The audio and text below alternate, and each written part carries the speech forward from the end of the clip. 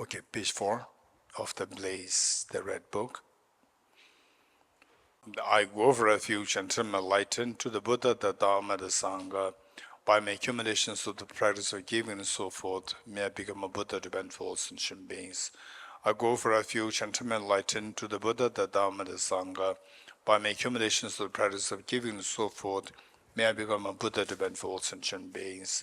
I go for refuge and turn my light into the Buddha, the Dharma, the Sangha. By my accumulations of the practice of giving and so forth, may I become a Buddha to benefit all sentient beings.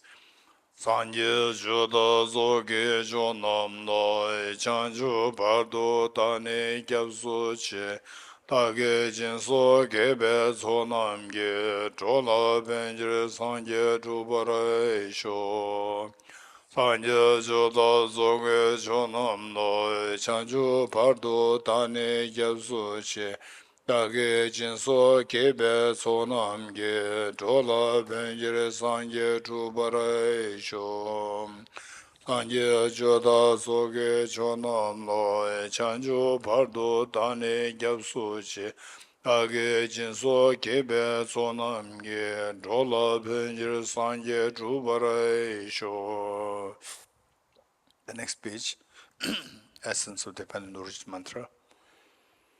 Om ye dharma hetu prabhavan hetum tesham dathagato hyavatat tesham chayo nirodha evam bhati mahashramanaye svaha.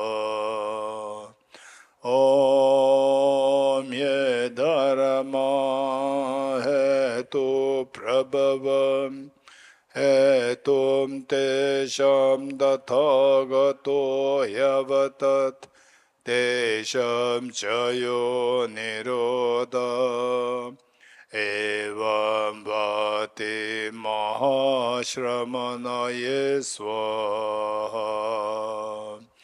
Om ye dharma hetu prabhavam hetum tesham dathagato hyavatat tesham chayo nirodha evam bhati mahashramanaye svaha. All phenomena arise from causes. The causes are taught by the Tathagata. The cessation of causes as well as taught by the great seer.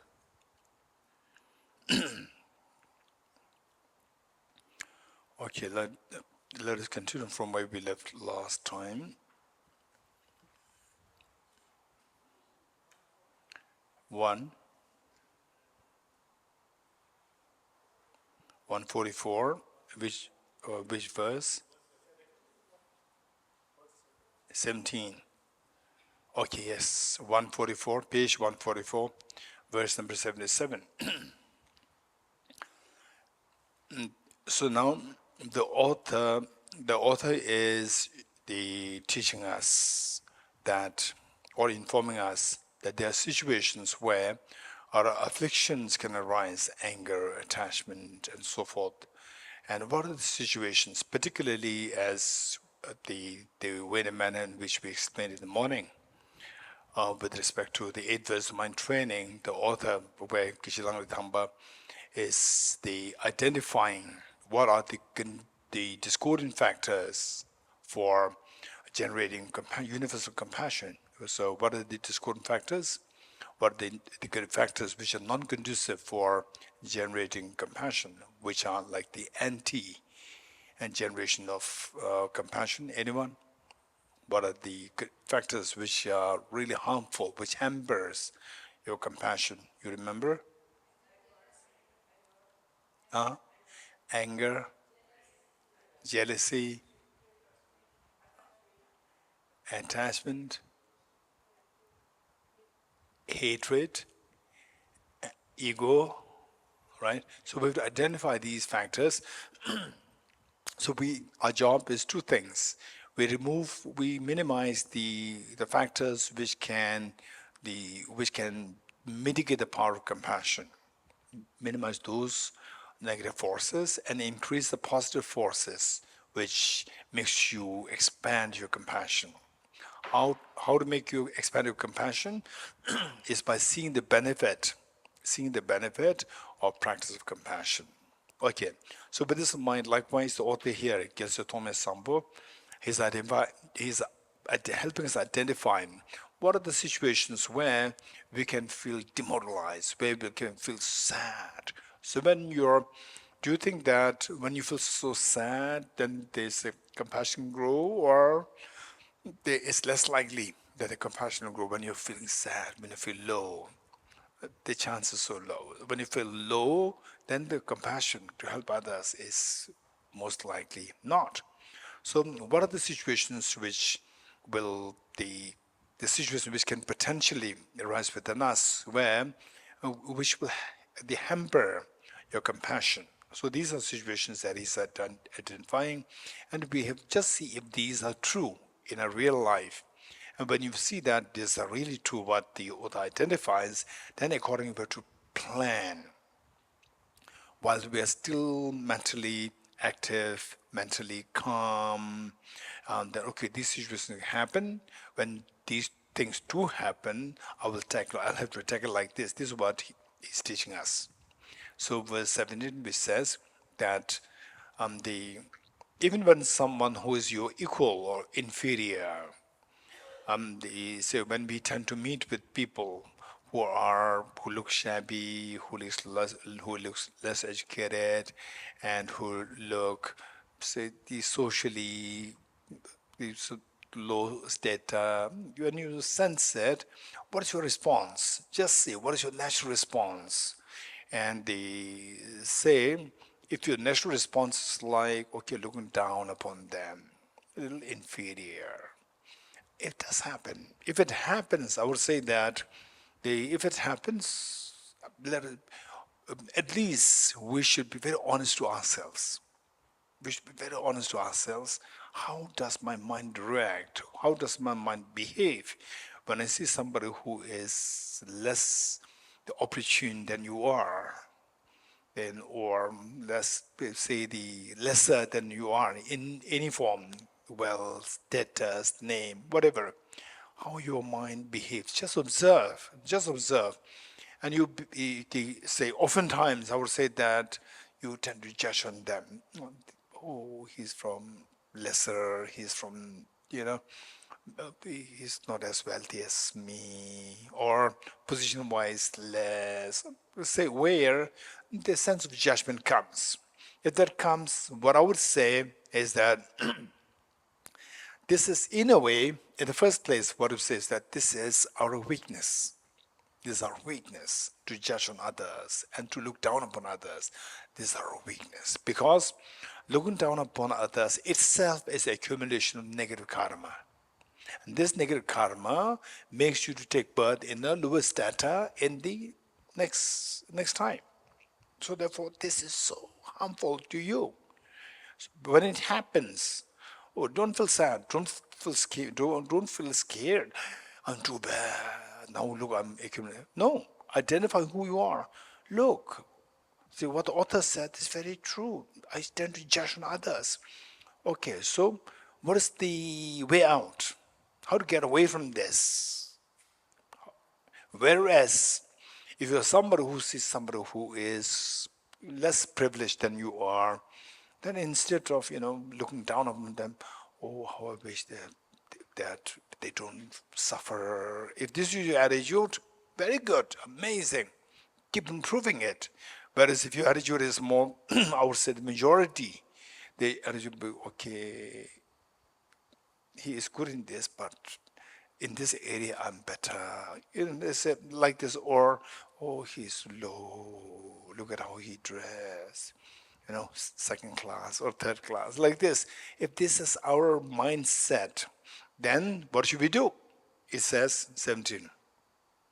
Even if someone who is your equal or inferior, and driven by arrogance, seeks to disparage you, to place them on the crown of your head with the same respect as with accord to your guru is a practice of a bodhisattva. This doesn't mean that somebody is equal or inferior, and then is pretend to be very boastful or very that you are just nothing.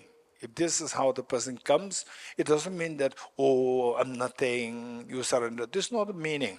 Say, outwardly, there's a great man who said that, they say, your practice is all internal. Your practice is internal. Outwardly, behave the way the world behaves. Behave the way the world behaves. This is what we discussed yesterday. If somebody comes to abuse you, and then, oh, you should accord him as your guru over your crown, and then, oh yeah, whatever you say. No, this is not the meaning. So outwardly, say if the person comes to abuse you, if you let the person continue to abuse you, this is you are letting the other person accumulate negative karma. And you are harming the person, you're not helping the person. And internally, in your mind, have no anger. It's not easy, it's a difficult practice. Try to refrain from anger. Try to think of the demerit of anger. By being angry, what are the demerits? By being angry, first of all, the anger steals your virtues. Anger is one which destroys your virtues a lot. And finally, say for example, some businessmen may say that, okay, I'm successful in the business because I work so hard. Yes. Likewise, say the young people who are sitting for the competitive exams. Oh, I cleared the exam. What is it? The AIS or IAS. I'm AIS. Is anybody from IAS? Anyone? Okay, anyone think of doing that, becoming that? Sonam, here. Okay, and here. Okay, so now I'm IAS. Why? Oh, I put a lot of effort in this. Think of your karma. If you don't have karma to clear the exam, somehow you're not clear. You getting it? Somehow you'll not clear the exam. You may be extremely bright, and today you go just to them prepared, and suddenly you have the fever. Suddenly you have the cold problem. So forth. This happened to my nephew. To one of my nephews, it happened. He was so well prepared, and finally father had to carry the son to the exam hall. Carry him, and then finally let him sit, and then write, and then what can he write? So this is what happened. So what I'm saying is, think of that. Finally, all my successes, behind the successes, there is my past positive karmas. And the positive karmas you have to accumulate. And yet, real bank deposit are your positive karmas. Okay, now you receive the messages from the different companies or your bank saying that don't trust some messages coming like fraud messages. You get messages like this. What happens if you trust them, give you a password, all these things? What happens? Your bank deposit will become zero. You're getting it? Is it good or bad? Very bad. Your anger is the one who steals the bank deposit.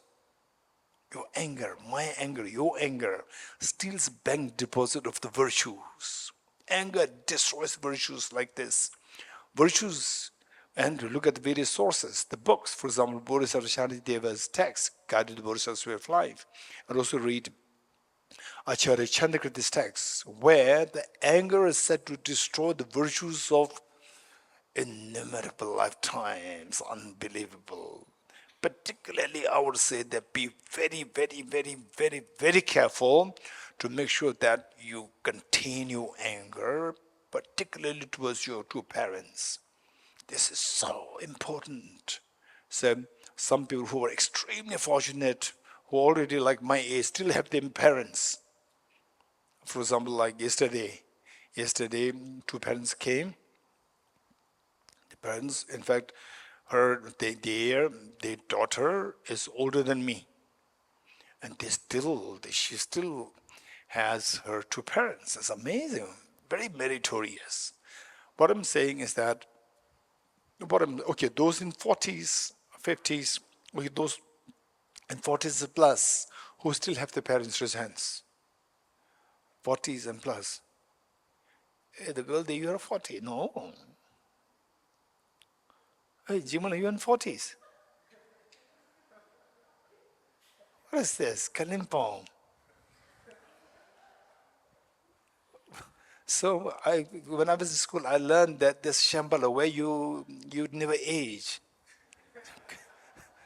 So Kalimpong is the Kalimpong or Darjeeling, this area. This is the Shambhala. Okay, so you tell your parents this is very, very merry. At the same time, be careful. Be careful because one utterance of harsh words towards your parents, that equals to utterance of harsh words to somebody else multiplied by a million times. This is the negative karma they accumulate. One act of making your parents happy, one act of making your parents happy, if you succeed in this, multiply that with million times the act of the making happy, giving happiness to somebody who is unknown. You get this is the amount of the merit that you accumulate, or this can be the amount of the demerit. So therefore, we should be extremely careful to make sure that when you're with your parents, particularly your mother, but in mother, make sure that you don't shout at your mothers. Don't make the mothers sad. I'm not saying that your mother is perfect. I'm not saying that your father is perfect. But this is so important. If they're perfect, then how can you shout at them? You cannot. You will not. Because they're imperfect, still they give you the maximum love and affection. This is very difficult. This is what they did. They're imperfect, still they give you the maximum love and affection. This is so precious. So we have to feel grateful. So your parents can make mistake. What they say, what they do to you may not be too perfect. You may be more exposed to the world. You don't have to shout. You don't have to show anger. No need to be grumpy. Just explain things gently. Explain things gently to the mother, to the father. And then sometimes there are things which are so trivial, no need to fight. So this you just say, yes, mom, yes, okay. Let's just make her happy, do it. What's the problem? So in short, what I'm saying is that we really need to take care of these situations where, particularly with your respects, anger should not be given in. Anger must be contained. So, with anger controlled, then somebody else who abuses you, whatever measure that you take the appropriate measure. What Bodhisattvas said, which I cited this morning or yesterday, that if a mad dog comes, don't say, hey. If the mad dog comes, don't say, Jabi. If the mad dog comes, what he sort of said is, if the mad dog comes, don't say compassion, run. You getting it? So this is a practicality. So inside, no, don't give in to anger. Try your best. I'm also trying, to be very honest. It's not that, okay, when somebody speaks, have no anger. Either person speaks empty words. He has no restraint of anger, have no attachment. The cheesecake, have no attachment to cheesecake. This is so stupid. And meanwhile, you go and you have your cheesecake all the time. If these things can happen, you're getting it? This can be pure empty words.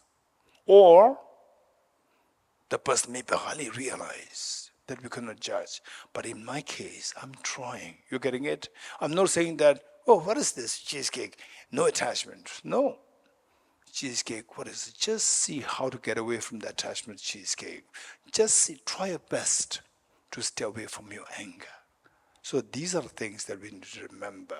So with this, the sage, what the text says is there is something extremely valuable teaching where it says that to finally is not to give justice to the perpetrator, but to quell yourself, quell the mental stains which block your Buddha nature from manifesting. And what are the mental stains which block your Buddha nature from manifesting? Self-grasping, ignorant, self-centered attitude. So here, primarily, the author is talking about the self-centered attitude. So there, if you can really do like this, there's no room for the self-centered attitude. This is the message. 18. Now, when it comes to somebody who is superior to you, others gripped, okay, though gripped yourself lower and others superior, though gripped by acute poverty yourself, gripped with acute poverty and constantly scorned, scorn meaning looked down upon, disparaged by others, stricken with terrible illness, and then you say you are stricken with terrible illness and possessed by evil spirits. If this is the thing that is happening to you, all bad things happening to you, then under such situation, to take upon yourself the negativities and suffering of every being, and never to get discouraged, is a bodhisattva, is a practice of a bodhisattva. Okay, same bad things can happen to us. How to look at it when the bad things happen? Okay, so then you generally speaking, I would say the Buddhist, generally speaking, and whose parents are the Buddhists, and then there is a great inheritance of the Buddhist traditions. For these people, you see, generally speaking, it is always individuals differ. Generally speaking, they are more resilient. They have a sense of resilience. And this is something which we all can learn. Resilience. Finally, with the resilience, and what will they say? Say when something bad things happen, they will say, "Oh, it is my karma." You're getting it? It's my karma. This is this usually what happens in the Buddhist communities. So this is something that we have to learn. And yes, this is known as, in Tibetan, this is known as Le Dagirisheba. Le Dagirisheba. Meaning in English is owning up one's own karmas. Owning one's own negative karmas which we did in the past. So I must have done something very negative in the past. Now it's ripening upon me now. So therefore, say, for example, let's say that, okay, we should make you more angry. You slap the person, and the person slaps you back. Versus, you don't slap, you sit like that, and the person slaps you. Which you feel is more offensive? Sonam? Second one, where you don't do anything, some person slaps you, versus you slap, and the person slaps you back, and you say, okay, I should not slap them in the future. I slapped and then it came back, right? What is that? Equal and opposite? Reaction, right? So there, you did the karma and the effect comes. Yes, this is natural. So you don't feel too sad or too agitated because if it is my karma, then what do you do? I did it and now is arriving the result. I slapped and he slapped me. That's equal, right? So you don't feel so offended. Whereas you don't do anything, somebody slaps, then Priyanka, what you will feel? You'll feel very upset. So the thing is that when you say that was my karma, then a sense of resilience comes. This is so precious, number one. So it says that if you are able to do that, say the miseries that you go through, you take that as the result of one's own negative karma. If you identify that, connect it with your past karma, and take it, accept it, it says that you great degree of purification of negative karmas happen. Let me repeat it. If you're able to do that, that is my karma. Yes, of course, whatever experience that we go through should necessarily be the result of the karmas that we accumulate in the past. So, that is my karma. When you do that, when you succeed in doing it, instead of cursing the karma, instead of cursing somebody, instead of cursing the Buddha and so forth, Instead of that, if you do that, then it says that great deal of purification of negative karmas happen. This is so precious, so precious. Okay. And then also the more, I would say, more evolved practitioners can think as, okay, that, look, I'm suffering from acute illness. And they say behind that is my negative karma. Behind the negative karma is self-centered attitude. So now finally self-centered attitude, that is the one which is triggering everything. All the waves of miseries are triggered by the self-centered attitude. Then we feel so angry towards the self-centered attitude, not towards the person, not towards the disease, not towards the illness, but towards the self-centered attitude. So angry towards self-centered attitude, and you want to simply get rid of this. So when you feel so angry towards the self-centered attitude, what would be your next thought? How to get rid of this? You're getting it? That is dharma. Where you feel angry towards the other person, this is not dharma. Where you feel angry towards yourself, this is not dharma. Feel angry towards self-centered attitude, this is the dharma. So those people who see that person's so nasty, he made me sick, or she's made me sick, or my illness, what is this? I'm such a hopeless person. That irritation builds up. Irritation builds up. Whereas, oh, this is all because of self-centered, my self-centered attitude. That's amazing. Just try this. It's not that easy. Try this. It's my self-centered attitude which triggered this anger, which triggered this negative karma. Now, deriving this result, this self-centered attitude, I have to get rid of the self-centered attitude. If that happens, if you can succeed in this practice, a magic will happen. What's the magic? The magic is that the moment you see that it is all because of the self-centered attitude, instantly the uneasy feeling will disappear. This is amazing.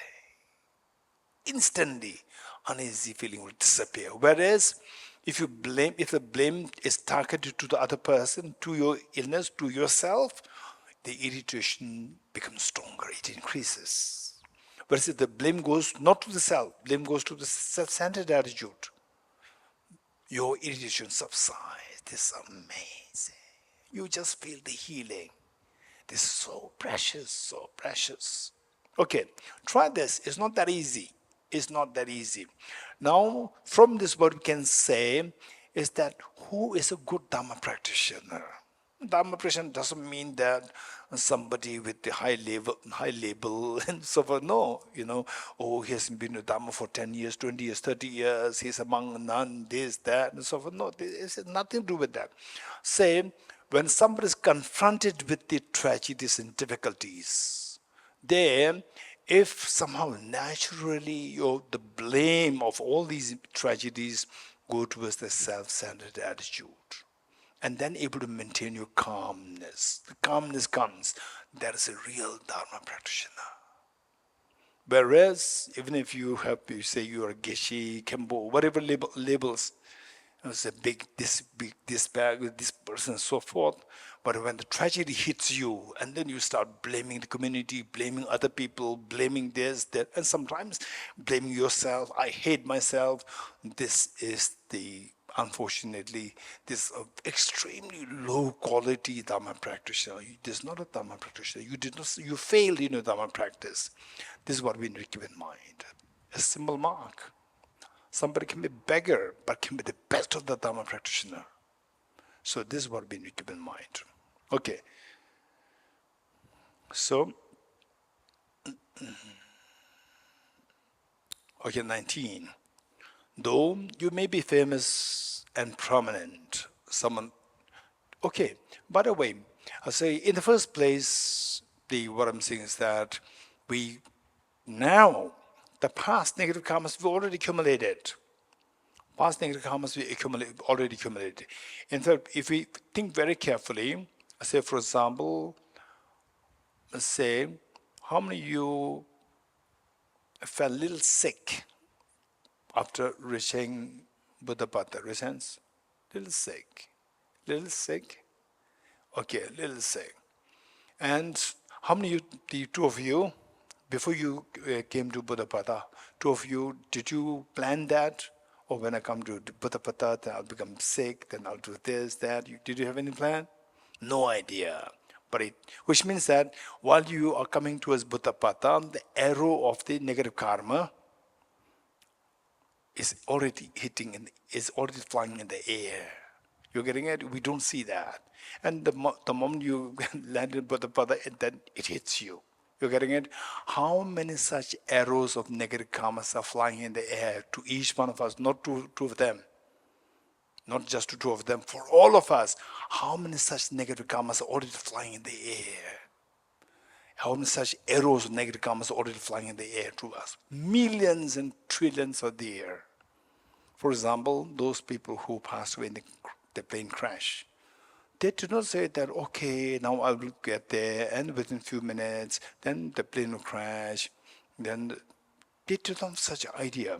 But even way before that, the negative karma for the plane crash to happen, that is already flying in the air, not seen. Not seen. Nobody saw that.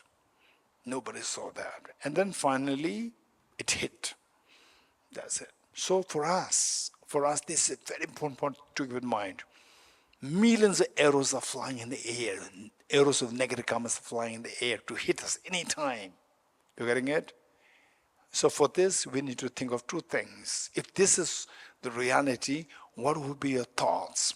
One thought would be, who hit the arrows? Right? Number two, now the arrow is already flying, I cannot stop it. So what should I do? I should put the shield, right? I should put the shield. Two, now see that, say, somebody shoots an arrow, right? Okay, somebody shoots an arrow to you, and the sonam brings a shield.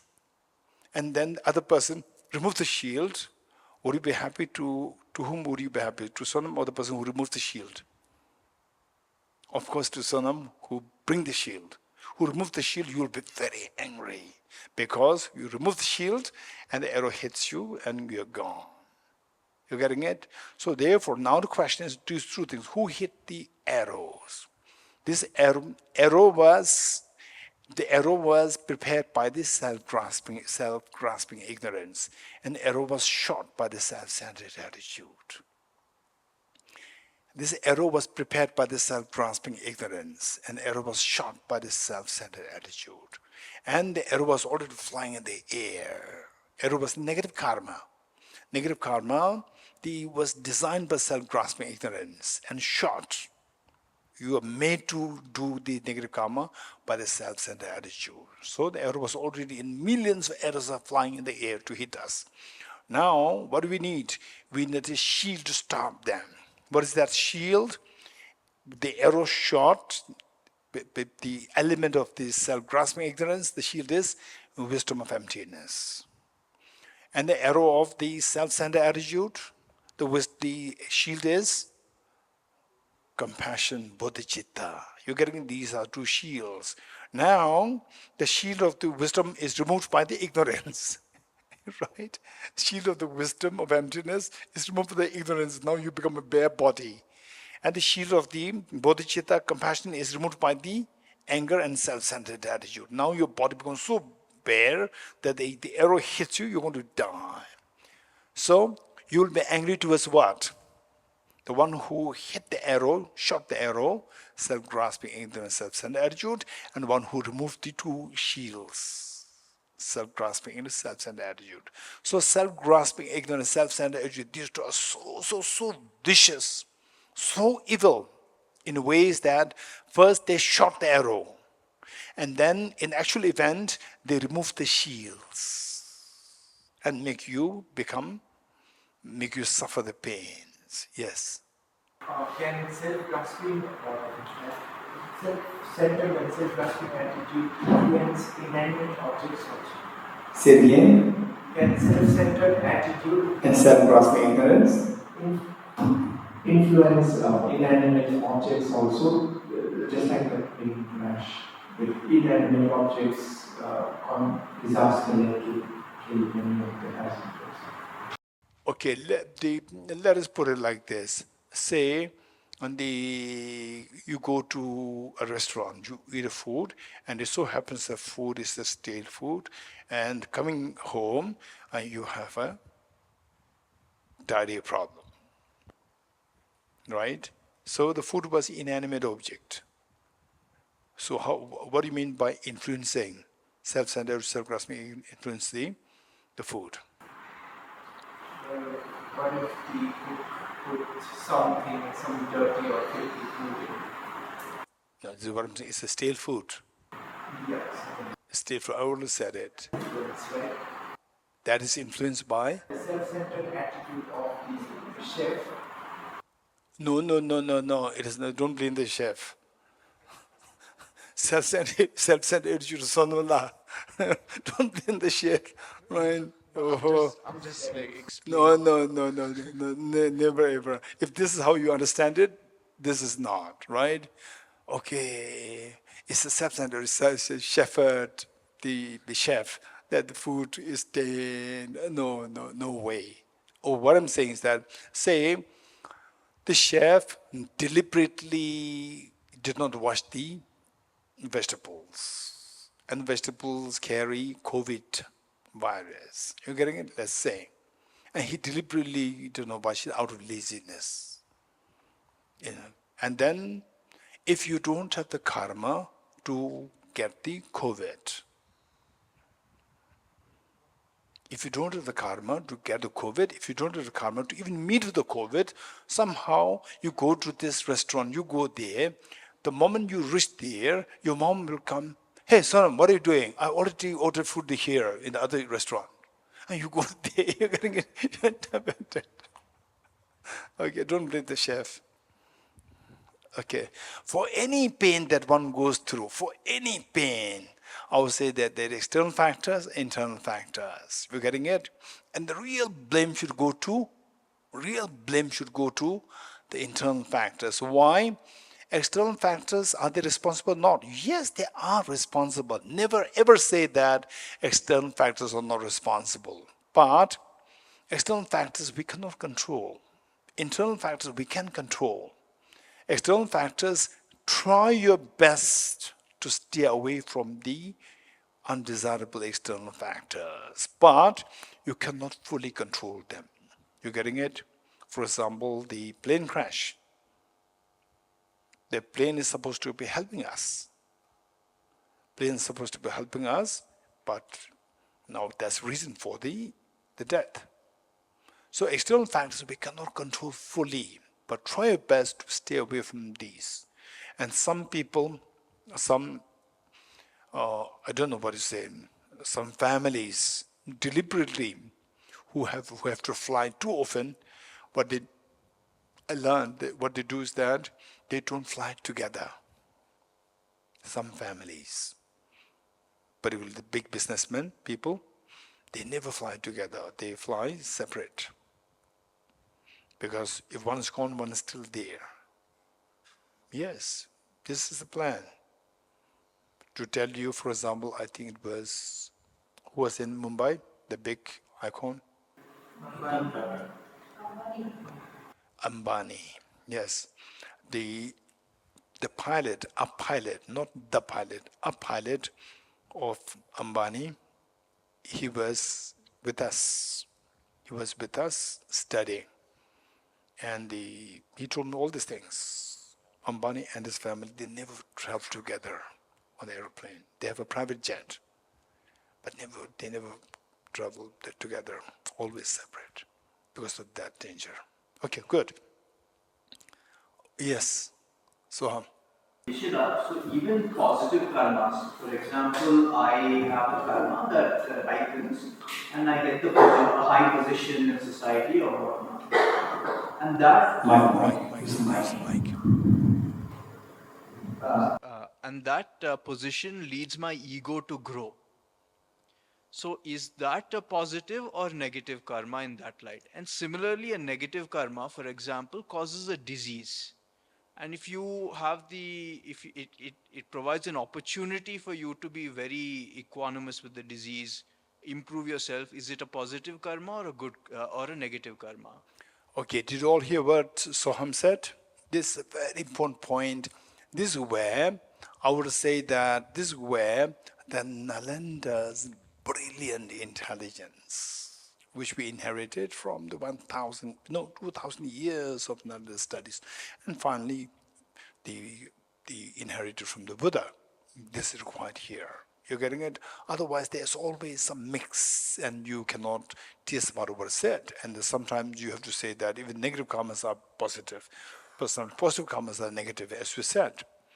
That because of the positive karma, you get a high position. High position gives rise to ego, and the ego then destroys everything. And sometimes you become sick because of negative karma. Because if you're sick, then your ego goes down.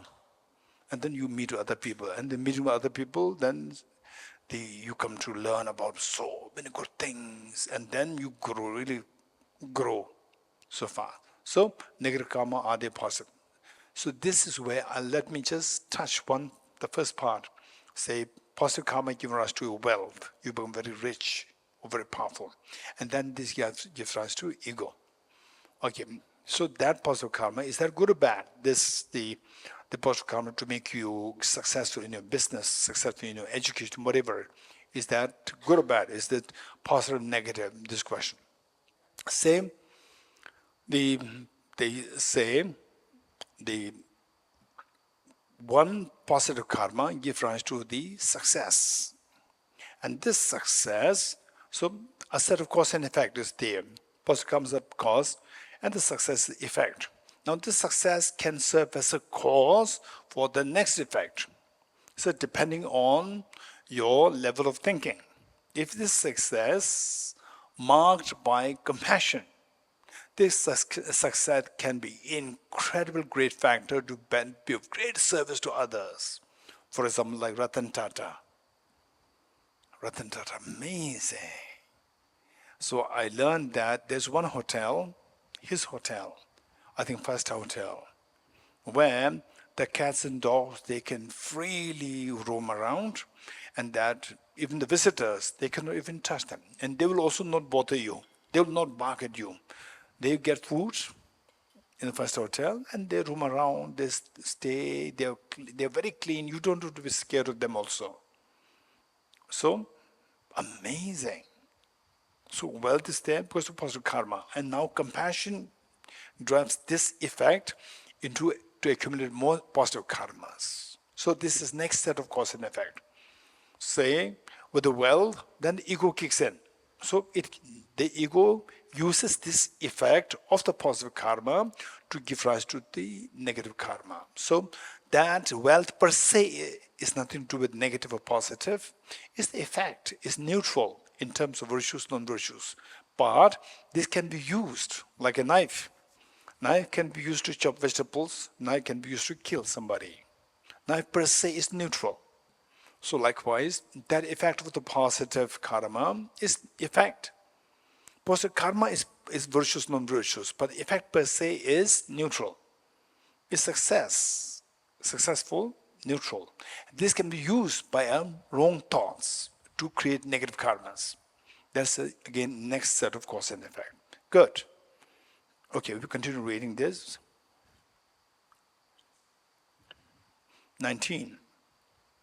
Though you may be famous and prominent, okay, someone to whom others bow, though you amass riches like that of the god of wealth, to see that worldly splendor has no essence, and thus to be without arrogance is the practice of a Bodhisattva.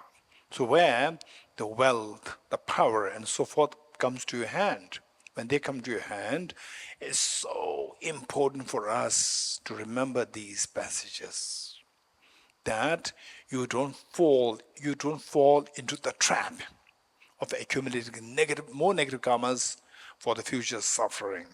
So there, the tendency is that the ego can arise, arrogance can arise. On such situation, just see how to get away from this ego. How? Think that one way, all composites is impermanent. one day even this wealth will disappear. When I leave, I have to leave. I cannot take even a single penny with me to my next life. And sometimes I feel it's extremely funny, I would say. Extremely funny. The most likely because that I don't have anything. If I have so much wealth, I may not see it funny. But since I don't have wealth, I can look at the wealth of somebody else. So then I see it very funny. Otherwise, I don't know how I would behave if I'm so wealthy, right? Like Ratan Tata. Because I don't have anything, I see it's very funny that this is mine, and you already, let's say, 50. And this is mine, and you have only one stomach, right? You cannot eat all the foods that you have in the five-star hotel. Only, and that too, even the stomach, say capacity, how many liters? Let's say 3 liters, 3 kg space. And even that you cannot eat 3 kg because the sugar makes you fat, right? And then the butter, cholesterol accumulation. So what you drink is water, no juice, and no butter because cholesterol. No, what is that? Latte, no cappuccino because of the blood pressure. So it's juice and what? Boiled vegetables. And for that we don't need billions of dollars. And yet this is mine, I don't know what is that. And then finally you give it to somebody. If you have, in the worldly sense, if you have son, daughters, you give it to them and say, you fight. Right? You tell your brothers, you tell your sons and daughters, okay, take this, and don't be happy. Don't be happy, you fight. Don't be happy, you fight. Right? And then I'm leaving. Right? And then you go clean hand. Not even a single penny, you leave. And then this money becomes the source of fight for your sons and daughters. Right? It's very funny. It's very funny. I don't understand this. And lucky that I don't have it. If I have this, I may not see it as funny, right? Okay. I may see that as like a trap. What should you do? I cannot discard it fully. Right? I couldn't discard it. Billions of dollars I couldn't discard. Ratan Tata is amazing. He is very decisive. Okay, use this for this charity, this charity, this charity, this charity, clean institutions, education, charity, medical, and so forth. Clean, then he leaves. This is a smart person. Somebody, whatever wealth you have, that is used to accumulate more positive karma, more wealth in the future. That's amazing. I truly appreciate. Okay. So, thinking about impermanence of the wealth, then thinking about, these wealth are the results of the positive karma. Positive karma result of the compassion to wisdom. I should build compassion and wisdom if I want more wealth in the future. I should practice compassion and wisdom. Okay. In fact, what happened was that was the time of the Buddha. How many of you heard about King Ajatashatru? King Ajatashatru, yes. It was the time of the Buddha. The Buddha was sitting, presiding over the gathering. King Ajatashatru was there. Indra was there. Indra, the king of God and goddess, he's there. Then the Mukulayana was there. Of the two, the one on the left side, the monk on the left side of Buddha, he's there. And all the huge gathering was there. And Bodhisattva Vajrapani was there. And so now don't be good at guessing. Manjushri. Okay. So, King Ajatashatru was always very curious. Bodhisattva Ari Vajrapani is always holding a Vajra in his hand. Always holding a Vajra in his Vajrapani means the holder of the Vajra. He always holds Vajra in his hand. King Ajatashatru was so curious. what is that Vajra? What is that Vajra? He's so curious. What is Vajra like? How does it, what is it like? If I touch it, what is it like? He's just so curious, but he dare not ask Bodhisattva Vajrapani. Then the Buddha read his mind. Of course, Buddha knows everything. He read his mind. And the Buddha called the Shri Vajrapani. And Vajrapani, put your Vajra on my table. And the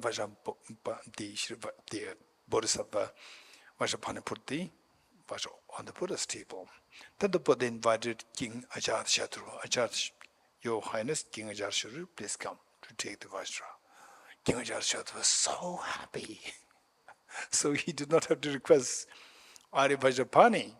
So the Buddha offered him to come to just see that. And he was so happy.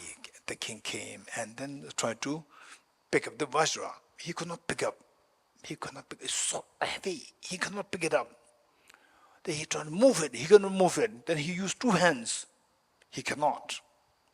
And King Ajatashatru, at that time, he was known as the most strongest, mightiest person in the world. I don't know about the world, but this is what the text says, that he was the mightiest in this kingdom, this area, and he could not even move the Vajra. Then he gave up. Then he called upon Indra. Indra, he always plays with Vajra, because he uses Vajra to destroy the enemies, the fights between the Asuras and the gods. There's always a fight happening. He uses the Vajra. So the Ajatashatru passed it to King Indra. And the Indra, he did the same thing with the 1 hand. He could not move. 2 hands could not move. He gave up. Then he passed it to the Mughaliana. And Mughaliana is known for the miracle power. So he set into meditation to invoke the miracle power. And once with that, he tried to pick it up. He could not. 2 hands, impossible. And Mughaliana cried and told the Buddha, Venerable Sir, what happened to my miracle power? My miracle power is gone. The Buddha said, your miracle power is not gone. This Vajra, somebody to pick this Vajra up, you require tremendous power. Tremendous power. Miracle power, tremendous miracle power. Just your miracle power is not enough. You require enormous miracle power to pick it up. Then the Buddha called Arya Vajrapani. Vajrapani, come to pick this up. Arya Vajrapani just used his thumb and the forefinger. With this, he picked up the Vajra like a small toy and threw this in the air and got it back. And King Ajatashatru, he lost the air of his sense of air, of his superiority, the might. So his ego just went down. And he turned to the Buddha. How come that Arya Vajrapani has so much of power? We can't even move it. And he just plays with this like a small toy. So how come that he got this power? Then the Buddha said that this power is obtained to you by the practice of compassion, practice of bodhicitta. And then the king specifically asked, very specifically asked, what are the specific causes of somebody to become as powerful as Arya Vajrapani? Then Buddha gave the list of 10 virtues. List of the virtues, 10 virtues, like respecting your parents, respecting the elders, and taking care of the sick people, ill people, and so forth, and the practice of the humility, no arrogance. The whole list of 10 practices were taught by the Buddha. So this is where, that if you know all these things, then become to know that even the wealth that I get, instead of that's serving as triggering ego in us, that will serve as a factor for you to quell your ego and increase compassion.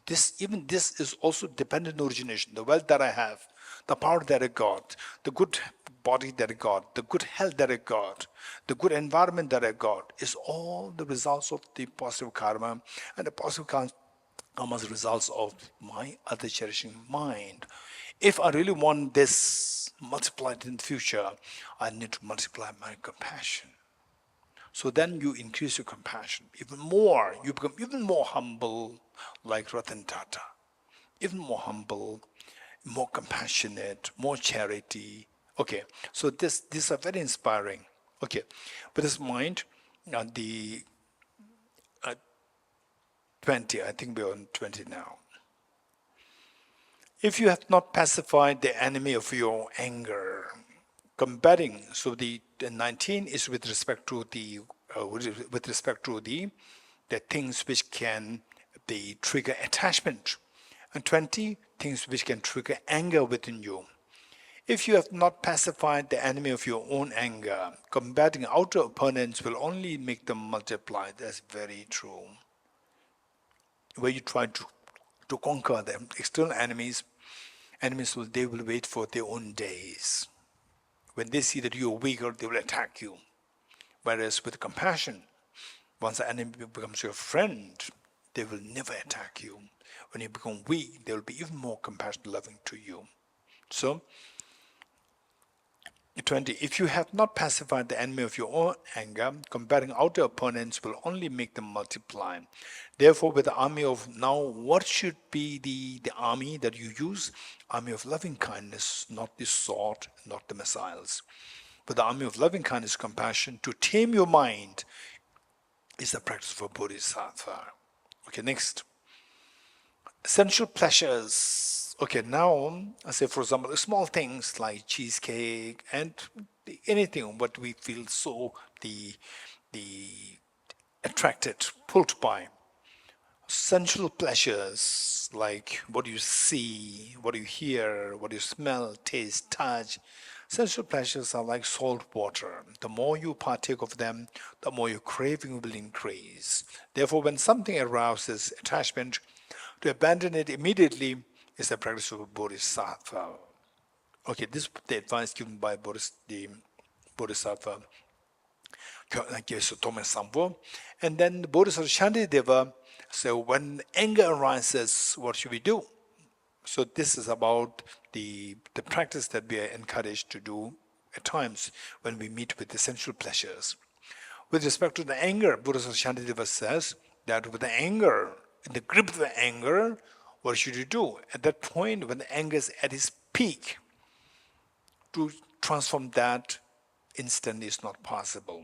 So there, the first step that you do is, the first step that we advise to do is to remain like a piece of wood, which means physically don't act, verbally don't say anything.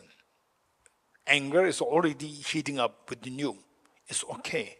But physically don't act, verbally don't act. Physically, verbally, maintain control like a piece of wood. So what happens is that, so sometimes people say that when you're in the grip of such anger and so forth, anger, sad and so forth, what should we do? And some people, even including counselors, what is that, clinical psychologists, the counselors, even they say that you have to express it, don't suppress it. Okay, what should we do? When you're in the grip of the anger, should we suppress or should we express? What should we do? What do you think? Just your thoughts. Huh? Okay, now let us listen to Priyanka. What will you do? What should we do? If someone is in the grip of anger, you express it or you suppress it. Will try to control my act, Okay, control, meaning suppress suppress. or suppress. Okay, Vinay?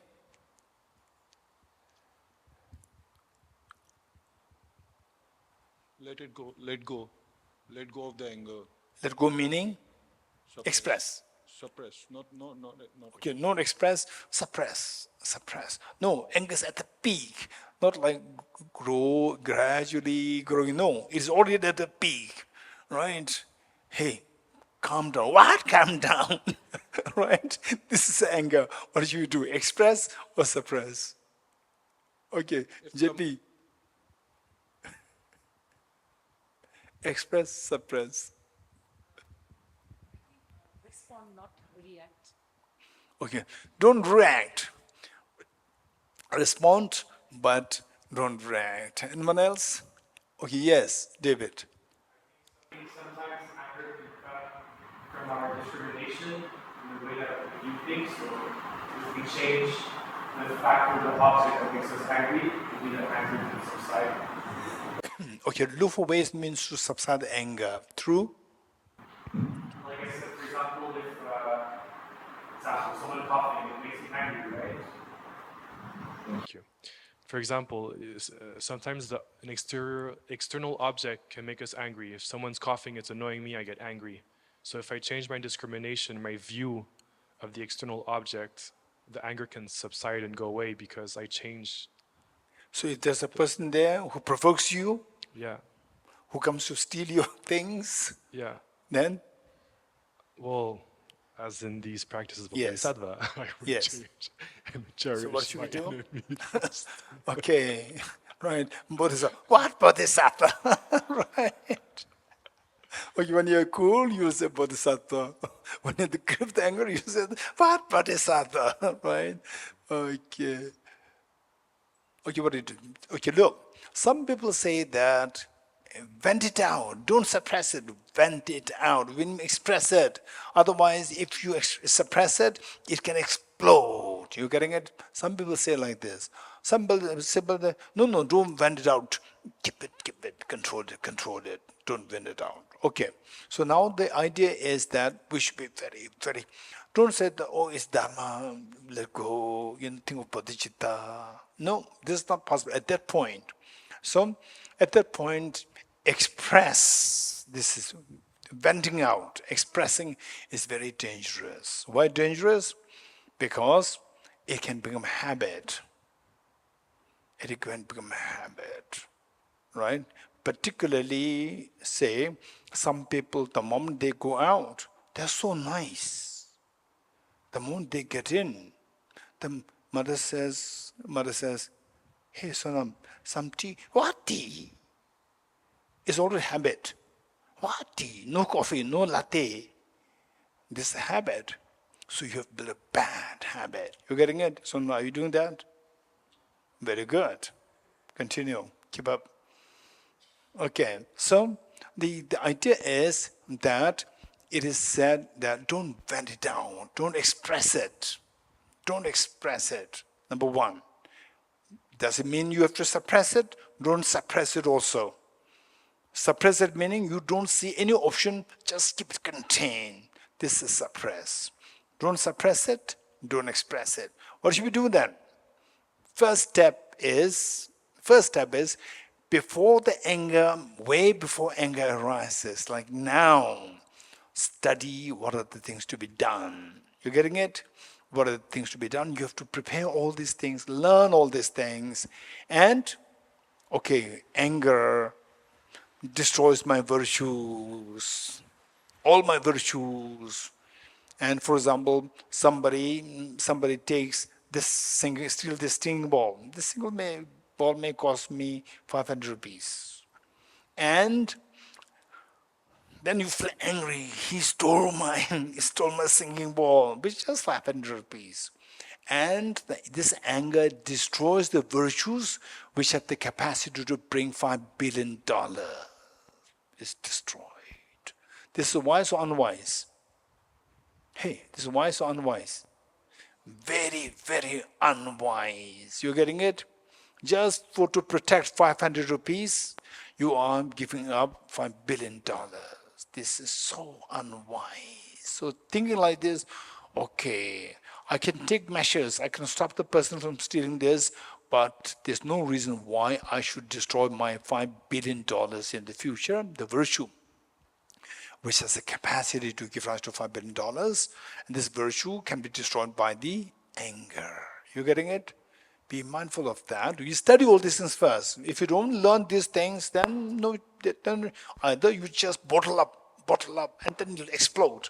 Or you express it, it becomes a very bad habit. And for small things, it'll trigger the same anger all the time. Right? Okay, so yes, Dorji.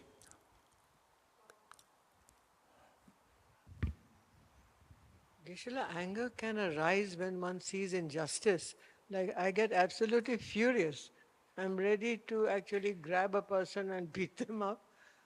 If I see them maltreating a very small beggar child or a dog, I can get very angry. Yes. So in fact, Dorji, I know, Dorji is extremely, I would say, she's very compassionate. So, under such situation, somebody is bullying another person, a little boy, little girl, bullying, when that happens, you can become furious. You getting it? So the point is that then you try to grab the boy, perpetrator, grab the boy and beat him up. This is what Dorji will actually do, right? Beat him up. So what is What do you saying? say? Okay, okay. So now Dorji leaves. Again, the boy will go to beat the other boy. You're getting it? Now, the point is that, okay, this is immediate gratification. This immediate gratification. And this teaching is all about the skillfulness, long-term plan, not just immediate gratification, but long-term planning. Okay, these things are happening. How to stop this? Even in my absence, how to stop this? Not just in my presence, how to stop this. In your presence is fine, you can beat this up.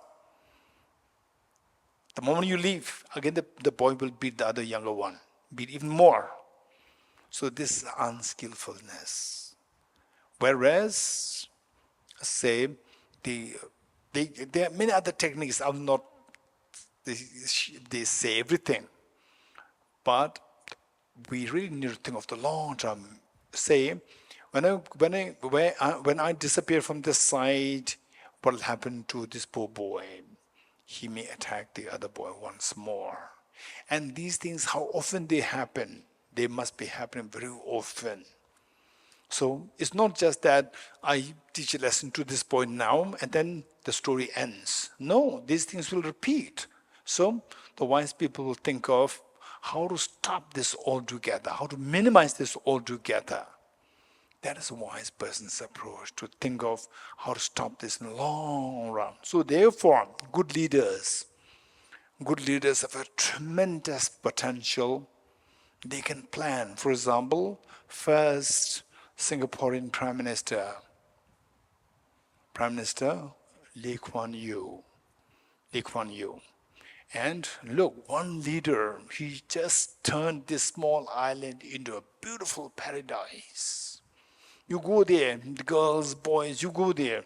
No fear of in the nights, no fear. Also disciplined, so disciplined, and yet the country flourish. And the people are very peaceful. This is one leader's thinking. So, may I become Buddha, meaning may I become, what is that? The one who has transformed into the reliable guide, leader. You're getting it? I'm going to become the leader to lead all the beings from suffering to the ultimate happiness, from darkness of ignorance to the wisdom. So who said that all problems lies in the ignorance? Who said? I think it was Jimela or somebody. That all the problems lies in the ignorance. Why we fail to see the cause and effect is because of the ignorance. So I will lead the beings, all the beings from the darkness of the ignorance to the light of the wisdom. This is where we have to think of it very seriously. Okay, good. Yes, Huh? What is Wrathful compassion. wrathful compassion? Okay, this is American accent. Wrathful compassion, yes. Okay, let's say wrathful compassion or wrathful compassion. Okay, Britishers, how do you say? Look, Carl, inshallah, he was in Dharams all the time, so that he forgot his British accent. Okay, let's see what is the Canadian accent. Wrathful, wrath. Okay. A Singaporean accent. Wrathful. Okay. So, what about the wrathful compassion? What about it says that those people, the first one is, are you eligible for that? Those people who are able to do that, they should be extremely, extremely trained, where anger does not arise. While you demonstrate extremely wrathful aspect, but compassion, no anger. It should be like the mother towards the child, an extremely compassionate mother, very loving, very sensible mother towards the child who is very mischievous. Then there's no other solution other than the mother showing wrath or wrath, right? But the mother, there's no anger inside. The child may see anger in the mother, but in the mother's, there's no anger, it's compassion. Out of compassion, expressing this superficial appearance, surface appearance is so wrathful. That requires an incredibly great training of compassion. Without this is impossible. Okay, good. Now, 21. The essential pleasures are like salt water. The more you partake of them, the more your craving will increase. Therefore, when something arouses attachment, abandon it immediately is a practice of a Bodhisattva. Okay, so what you're talking about is this about the sensual attractions, opposite of which is the anger. What is the Shanti taught? What do you do? Should we express it or should we suppress it? Don't suppress it, don't express it. What should we do? Initially, say anger arises. Whether they express, suppress, whatever, anger is already there inside. The first step that you take, advice given, is not to express it physically or verbally. You getting it? Go to your room. Go to your room. Go to your room and sit down and take like 7 deep breaths. When you do this, what are you doing? You are using your mind to direct to the breath. Your mind is directed towards the breath, that your mind is deviated from the source of anger. You getting it? It's pulled away from the anger, is directed towards the breath. Do it like 7 times, 21 times, or 100 times. With this, the gross anger will subside. You don't have to suppress. You don't have to express. Just do this. You have to think of it. You cannot think of emptiness when you're doing like this. You cannot think of quantum physics when you're doing this. You getting it? So there your mind is pulled inward, away from the object of the anger.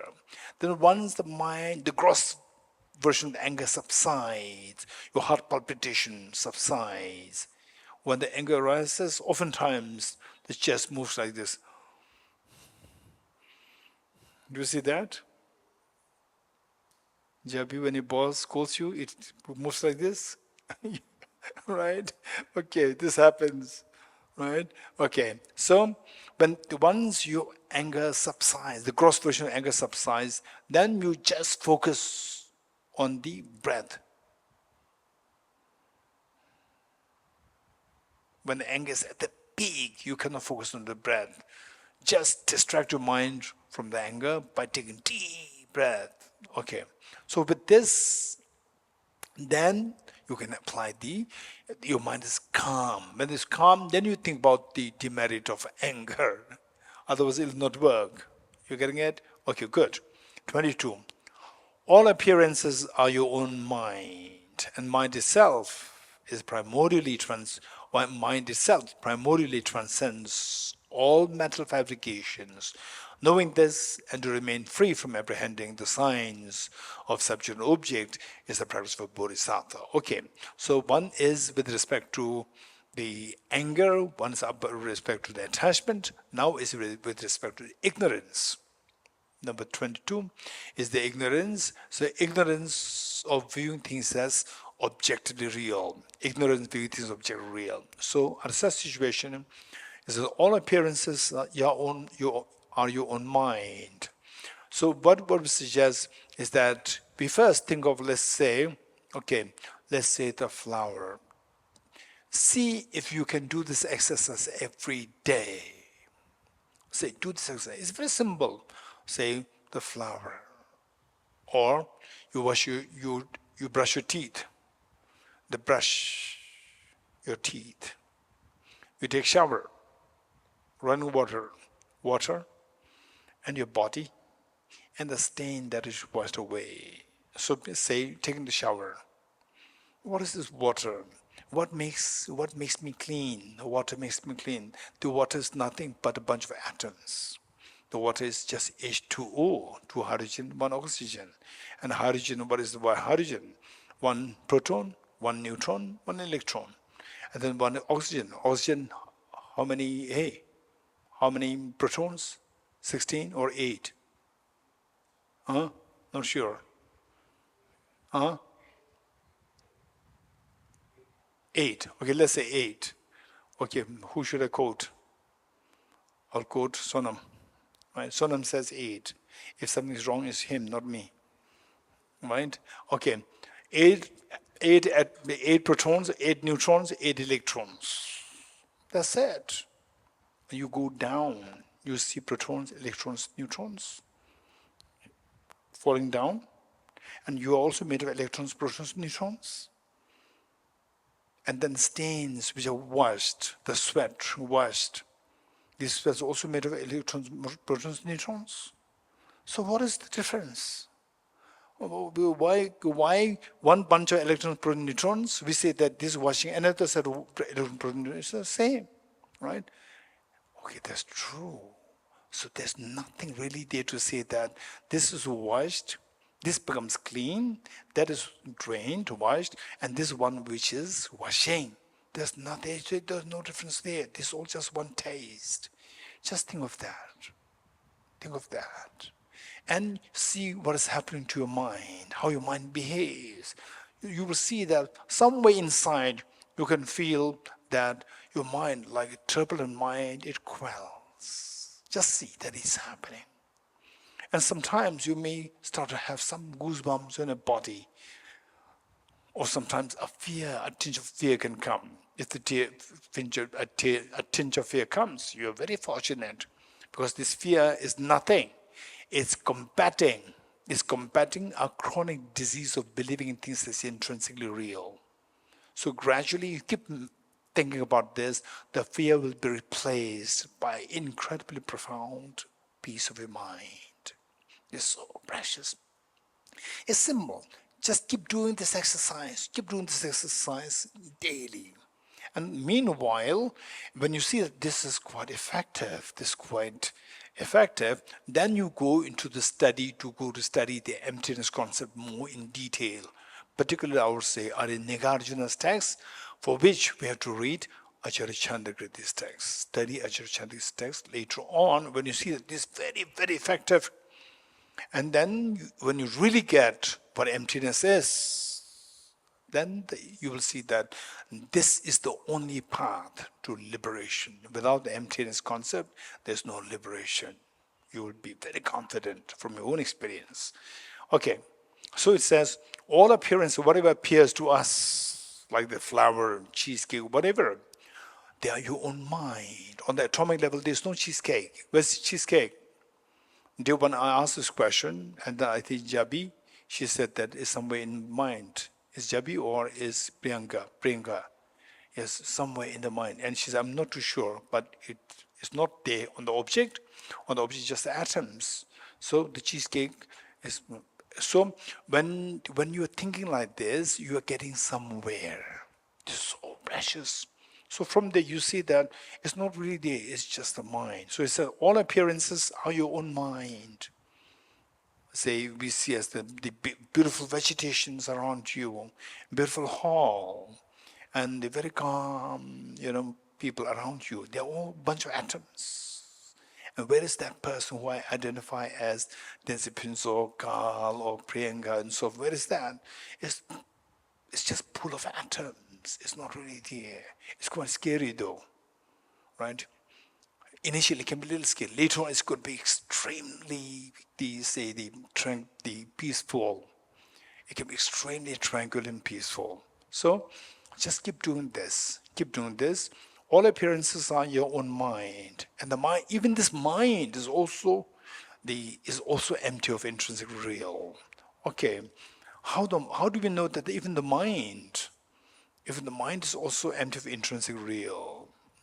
Okay, let us do one exercise. Ready?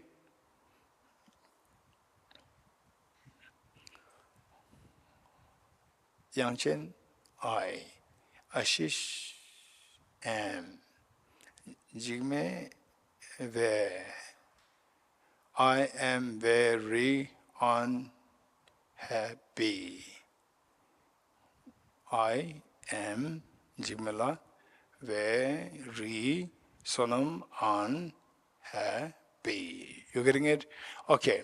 So what we do is that say that under the scorching sun, it's so hot and you're working so hard and you feel so thirsty and you say Viraji, there's no water, there's no juice, right? Don't we get a juice? And suddenly you say, there's a room there, this room. In the room, you hear this noise, which means somebody must be there. And not only us, there's somebody inside also. Somebody also inside also like this. Like this. There's somebody also inside, not only us who are thirsty, somebody inside also may be thirsty.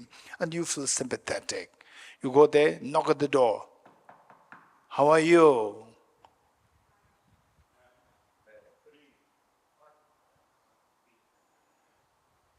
Hey, what did you hear?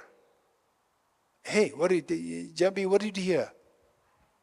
Somebody said, I am very unhappy. Then you feel sympathetic. Okay, then you open the door and you see these 7 people.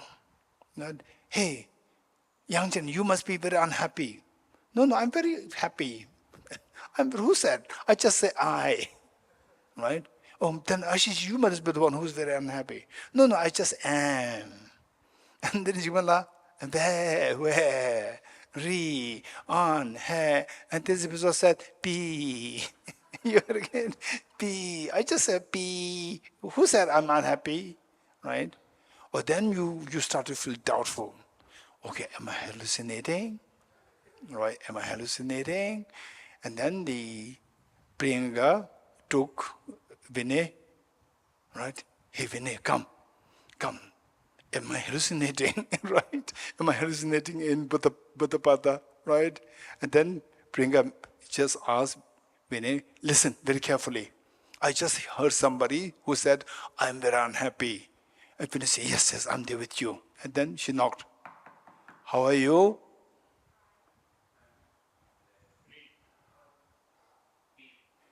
Vinay, what did you hear? Hey Vinay, what did you hear? No, say me. What did you hear? Somebody said, I'm very unhappy. Then the Priyanka said, am I not hallucinating? Vinay would say, no, you're not hallucinating, you're all right. Right? And then again, 2 of you opened the door and asked, Yangjin, are you unhappy? I told you already, I just said I, right? Nobody said it. But undeniably you heard somebody said, I am very unhappy. Undeniably you heard it. You agree? Not agree. You agree. You're getting it? Undeniably somebody said, I'm very unhappy. But when you go objectively, you go to the object, nobody said it. Subjectively, you heard it. Objectively, nobody said it. Objectively, empty. Subjectively, you heard it. It exists. Somebody said, I'm very unhappy. This is how our mind works. This mind say, okay, when will he stop the teaching? It's already 4:26. Still he is carrying on. Right? I'm very unhappy. Right? So tea already came. Still he is teaching. Right? I'm very unhappy. You feel that? Who is unhappy and unhappy? My mind. Your mind is feeling unhappy, right? So this mind, which you describe as unhappy, is made of 5 moments. First moment, mind. Second moment, third, fourth, fifth, sixth, seventh. First moment, mind says, I, and the left. These 7 moments of mind, they don't arise simultaneously. You getting it? For example, like 1 hour is made of 60 minutes. These 60 minutes don't arise simultaneously. They are consecutively. The second minute comes, the first minute is gone. The remaining minutes are yet to come. And finally, the last minute comes, the rest of the minutes are already gone. They never came together. Likewise, the 7 moments of these minds, they don't arise simultaneously. First moment of mind says, I, and left. And the remaining moment of mind are yet to come. And second moment of the mind comes and says, am, and the first moment is already gone. Then the remaining moments are yet to come. And finally, last moment of the mind says, hey, Tenzin, last moment of the mind says, PE, and left. You're getting it? Left. No one moment of the mind said, I am very unhappy. But how did you hear that somebody inside the room said, I am very unhappy? Because these 7 people said different words, and that your mind, subjectively, your mind is subject object. Subject. Your mind is a subject. Your mind put these 7 moments together. And your mind create illusion. So therefore we say illusion-like, dream-like. Your mind creates illusion. I am very unhappy. You getting it? And you said that, I heard somebody said, I'm very unhappy. And when nobody said it, then you start to freak out. Right? Am I hallucinating? Because you see this as objectively real. In actuality, it is your subjective projection. You getting it? So this is exactly how your mind works. So your mind is also like illusion, where your mind, which says, I'm very unhappy, is nothing but made of 7 moments. These 7 moments don't arise simultaneously. They arise sequentially. And during one moment, the remaining moments, either they're gone or yet to come. So there's never one moment of the mind which said that I am very unhappy. This is all illusion-like. And your mind puts them all together and create an illusion-like to say that, oh, my mind is thinking I'm very unhappy. Okay, so this is how the text says that 22. All appearances are your own mind, and mind itself primordially transcends all mental fabric. Even the mind doesn't exist objectively. Transcends all mental fabrication. Mental fabrication meaning mental exaggeration, mental putting them together to see as one entity. So mental exaggeration. We talk about the elaborations. You remember? Ceasing karmas afflictions is nirvana.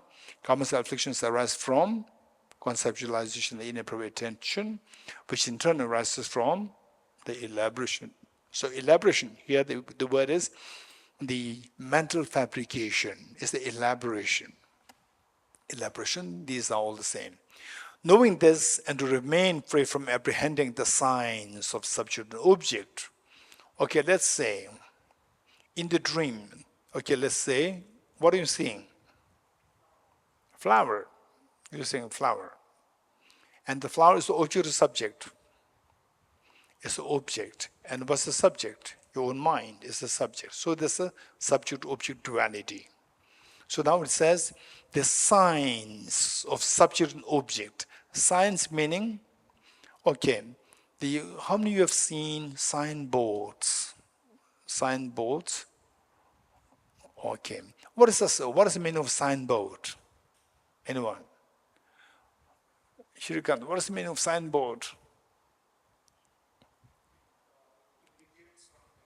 It indicates signboard, say road signboard, road, arrow. So, okay, arrow saying Darjeeling, right? So this is Darjeeling. Arrow, okay, now we have to go this side. Okay, and this is said as a signboard. So a sign is something to tell you that this is it. Darjeeling, go this direction. That is there. This is a sign. Likewise, this is object. There's some sign there. This is subject. There's some sign there. You getting it? So the distinction. What helps you to make distinction? Okay, you want to go to Darjeeling, go this direction, not this direction. You made it. The sign makes a distinction. So signs are to make distinctions. So subject-object distinctions made by the signs. So just imagine that you're dreaming. You're dreaming, and I ask you, what is this? So what did you say? So some answer makes complete. So therefore, I don't ask him. You're getting it? Okay, better would be Tinsidumala. What is this? Tinsidumala. Hey, Tinsidumala. What is this? And look, this is the answer required. Hey, Soham, learn from Tinsidumala. Don't make it complicated. You're getting it? Tinsidumala makes it very simple. Flower. Keep it very simple. Okay, flower. This flower. In your dream. In a dream. Imagine that you're dreaming, and I raise this, and I ask, what is this? And Tinsidumala said, this is a flower. And naughty people will say, this is an object. Right? Okay, now I asked Tinsidumala in the dream, how do you know this is a flower? Okay, I asked this to a physicist, how do you know this is a flower? I can see that. Make it simple. Don't say atoms, electrons, protons, and what is that, quantum mechanics and so forth. Don't say that. I can see that. That's the subject. You're getting it? That's the object, subject in the dream. When you wake up, Priyanka, what happens to the flower, dream flower? It's gone. What happens to you? You're dreaming, in your dream, you think that your eyes are seeing it. What happens to your dream eyes? Disappears. So, when you wake up, subject, object, the signs of the subject, signs of the object both disappear. This is when you wake up, when you become Buddha. The objective flower and the objective, the subject, they all dissolve because you realize everything is subjective. Okay, this is what's known as the mind is knowing this and to remain free from apprehending the signs of subject object. This is the practice of Bodhisattva. Leon. Can we also use this example you have with the anger? Someone's the aggressor, and we have the anger. So the aggressor would be the object, the anger would be the subject, and we realize, okay, the emptiness, and then we can dissolve. That's amazing. This is amazing. So Leon is correlating subject object with the person who perpetuates anger in you. That person irritates, provokes you. That is your object. And then because of that, the anger arises. That is the subject. So when you see that person also a bunch of atoms. There's no person there. If there's anger, I am angry. How dare this person do this to me? There's just moments. There's nothing objective. There's nothing there. Empty. Perfect. This is how we have to apply. This application. Leon, you're good in application. Amazing. Thank you. Okay, good. Okay, so we are done with this. Now we'll stop here. We'll stop here. Okay. We will do one thing. We'll do the integration prayer, page 52.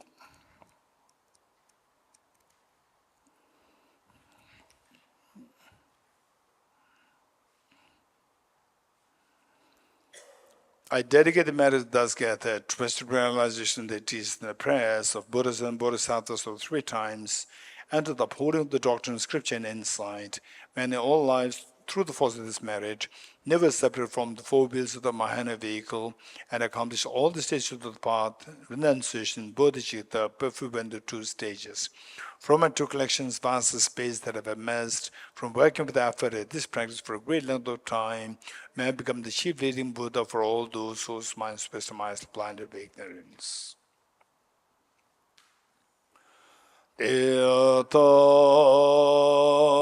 Vam gati gati paragati parasamgate bodhisvatyata om gati gati paragati parasamgate bodhisvatyata om gati gati paragati parasamgate bodhisvaha. 3 processions together.